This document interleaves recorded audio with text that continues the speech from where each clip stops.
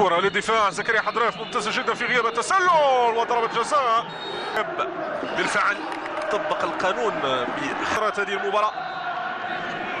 من الإعادة كوياتي تابعوا الحالة للمرة الثانية، كانت ضربة جزاء واضحة لفريقي بعيدا عن المراكز الأخيرة. حضراف تنفيذ والهدف الأول في هذا الهدف، وحسن بن عبيشة يبدو في قمة التعاسة لاستقبال هدف وطرد لاعب في الدقيقة ربما 26 أو 27. من الصعب على أي مدرب أن يدبر مباراة منقوص من لاعب مهم.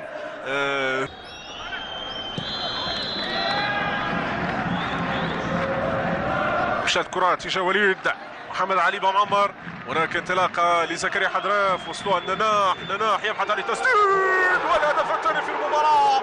حمل ضغط البداية بهذه الطريقة، قصوا خط الدفاع للمرة الثانية، خلوه يسدد لوحده ويسجل الهدف الثاني في المباراة. وزوكا ما كان عنده ما يعمل في الكرة الأخيرة، مشت المرمى الكوكب المراكشي، تصبح النتيجة 2-0.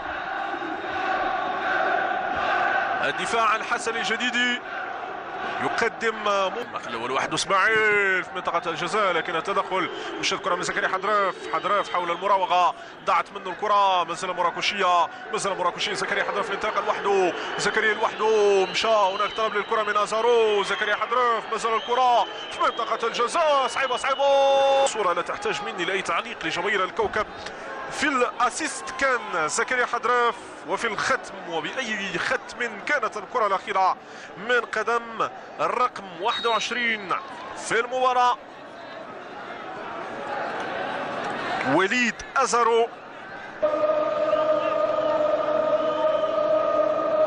جماهير الدفاع منتشرة والكوكب والهدف مرمى الحارس خالد عسكري، هدف يحيي الأمان من برارو الذي أقصى دفاع الكوكب كله ومشى لوحده وسجل هذا الهدف بهذه الطريقة.